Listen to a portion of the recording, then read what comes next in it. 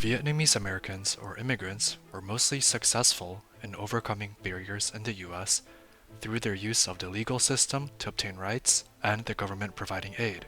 At the same time, global tensions slightly hindered the Vietnamese population in overcoming barriers. The first example of the Vietnamese using the legal system takes place in Texas along the Gulf of Mexico, where tension arose between American fishermen and new Vietnamese immigrants, leading to the Americans calling in the Knights of the Ku Klux Klan. In response, on April 16, 1981, the Vietnamese Fishermen's Association filed against the Knights of the Ku Klux Klan, making full use of the legal system to fight against the KKK's interference with their lives. The second example in which Vietnamese immigrants and Americans gained rights was through the U.S. v. Wang Ark case, where it first took place on March 28, 1898. The U.S. Supreme Court initially decided that children of immigrants should not be citizens of the U.S. So, in response, Wang Ark, who was the child of Chinese immigrants, fought against this decision. Eventually, Wang Ark won the case under the 14th Amendment, where it was stated that he is a citizen by virtue of the first clause of the 14th Amendment of the Constitution, where all persons born or naturalized in the United States are subject to the jurisdiction thereof, are citizens of the United States and of the state wherein they reside. This ultimately means that all immigrants who are born in the U.S. will become U.S. citizens. And this also applies to Vietnamese immigrants, where becoming a citizen can allow for Vietnamese to obtain more jobs, have better legal protection, or even better inclusion within society. Vietnamese immigrants also overcame immigration barriers through the help of the government. The U.S. government's attitude towards Vietnamese immigrants was quite positive, as they passed several acts that encouraged immigration and made it easier for Vietnamese in the U.S. For example, the Immigration and Nationality Act of 1965 was created to dismantle past laws that restricted immigration. This act helped to abolish the old quota system, which favored Northern and Western Europeans while discriminating against Southern and Eastern Europeans and people from Asia.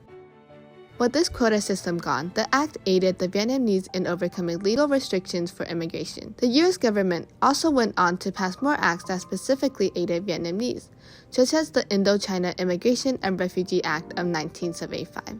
This allocated around $455 million, helped relocate Cambodians and Vietnamese, along with helping to define what refugee was: people who fled Cambodia or Vietnam because of persecution or fear of persecution on account of race, religion, or political opinions, people who cannot return because of persecution, and people in urgent need of assistance for essentials of life. After this, the U.S. followed up with the Adjustment of Status Clause Act of 1977, which extended the period of the previous act and allowed for refugees from Cambodia or Vietnam to obtain permanent residency. However, Vietnamese immigrants weren't entirely successful in overcoming barriers faced in the U.S. The main push for Vietnamese immigration during the 20th century was the Vietnam War, which contributed to political and cultural barriers against Vietnamese Americans. This war was a reflection of the Cold War between the U.S. and Soviet Union, where Vietnam was divided into two parts: North Vietnam that was communist, and South Vietnam that was a non-communist state.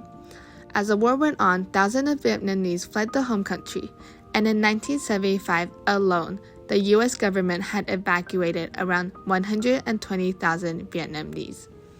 In America, these Vietnamese immigrants were subject to racism and xenophobia, as the war had created a negative stereotype towards Vietnamese Americans. The Vietnam War presented a political barrier because of how the U.S. represented the Vietnamese as the enemy, in derogatory slurs like "Gook," along with Vietnam being the place where many U.S. soldiers were sent to die. This culminated in Vietnamese being seen as a political enemy. With the Vietnamese being seen as others, it also created a cultural barrier as it pushed Vietnamese Americans away from society. Vietnamese American diaspora is considered one of the most significant diasporas of the 20th century. More than 2 million Vietnamese left their homes in 20 years after the Vietnam War in 1975. Here are the ways Vietnamese Americans preserve their culture. There are cultural tours that allow tourists to visit cultural heritage sites. For example, there's a Vietnamese Veterans Memorial in Washington, D.C. that opened in 1982 in honor of Americans who served in the Vietnam War, along with Vietnamese Americans. There are names of more than 58,000 servicemen and women who died during the Vietnam War. The Vietnamese Veterans Memorial in Washington, D.C. attracts more than 5 million visitors each year to serve in honor of those who lost their lives during the war. Today, the media promotes traditional Vietnamese culture, giving students a deeper connection of the nation's history, culture, and traditional arts. There are also cultural programs on television. This is more than just a commemoration of history.